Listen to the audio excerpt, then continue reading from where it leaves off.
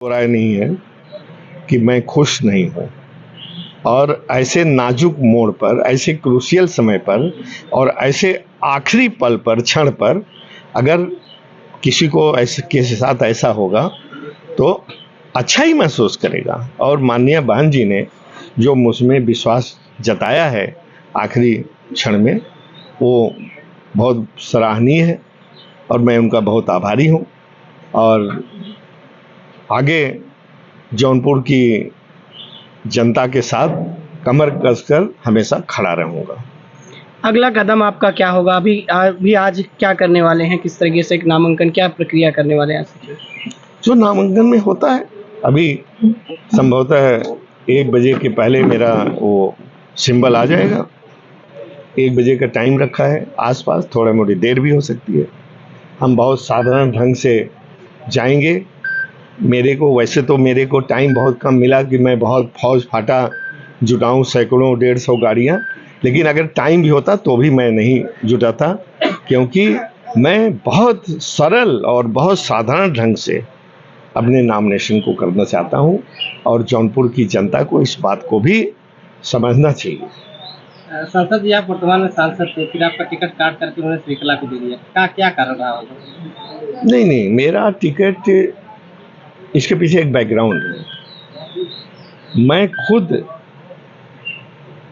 चुनाव लड़ने का इच्छुक नहीं था। आप लोगों ने अभी कुछ महीने पहले मेरा प्रेस कॉन्फ्रेंस किया था और मैंने खुलेआम सरेआम डिक्लेयर किया था कि मैं अगला चुनाव नहीं लड़ूंगा, बशर्ते कि यदि कोई आदमी मुझ पर भरोसा इतना जताए कि जोर देकर कहे कि चुनाव लड़ना है। बीच में कहीं कुछ किसी ने भरोसा दिया था, लेकिन वो भरोसे पर मैं तैयार भी हो गया था मन ही मन, और काफी अंदरूनी तैयारी भी की थी, लेकिन वो भरोसा मेरा टूट गया। क्या घटनाक्रम हुआ जो आपको एकाएक टिकट मिल गया? कैसे हुआ ये सब और क्या करते ये घटनाक्रम जानना। नहीं, घटनाक्रम की जहां तक बात है, कोई घटनाक्रम नहीं हुआ। अगर आप मुझे विश्वास करते हैं, हर बात मैं सही बोलता हूं। मैंने कहीं किसी को सिफारिश नहीं की कि मुझे टिकट दिया जाए। आप इस पर विश्वास करें न करें, मैं आज सुबह बाहर निकलने वाला था, बल्कि वरुणा से मेरा रिजर्वेशन था। सुबह चला जाता मैं और लखनऊ से फिर मैं चला जाता बाहर बॉम्बे। लखनऊ में कुछ काम था, लेकिन रात को मैं इसलिए जल्दी सो गया था कि 5 बजे उठ करके ट्रेन पकड़ूं। तो मुझे रात को माननीय बहन जी का टेलीफोन आया कि तुम्हें चुनाव लड़ाना चाहती हूं, तैयार हो? हमने कहा अगर आपका आदेश है तो मैं एकदम तैयार हूं। और आज मैंने आगे का प्रोग्राम अपना कैंसिल करके, ये बहुत चांस के संयोग की बात है।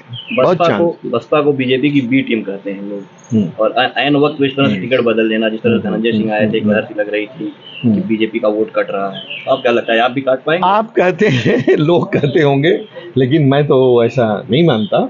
ठीक है, बसपा पिछली बार भी मैंने जीत दर्ज की थी जौनपुर की जनता की बदौलत, सपा गठबंधन। हाँ, और देखिए, मैं कहता हूं कि इस बार भी एक ज्योतिषी की भविष्यवाणी है कि अगला एमपी, वो महीनों पहले कह दिया था कि अगला एमपी जौनपुर का आपको ही होना है, देख करके।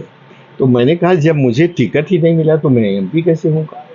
तो उसने कहा कि अब इसके बारे में तो मैं नहीं कर सकता, लेकिन मेरा गणित, मेरी विद्या यही कहती है। और जब मैंने फिर टेलीफोन किया, कल टिकट का, आज आखिरी नॉमिनेशन की कलिट किया, कि हमने कहा कि आप तो कह रहे थे तो अगला एमपी मुझे होना है, तो और आज कल लास्ट डे है, अभी तक कहीं से कोई सुगबुगाहट नहीं है तो उसकी बात तो मुझे लगता है कि सही होती दिख रही है मुझे, क्योंकि 1 बजे मुझे एकाएक माननीय बहन जी का टेलीफोन आया और मुझे कहा गया कि मैं आपको लड़ा।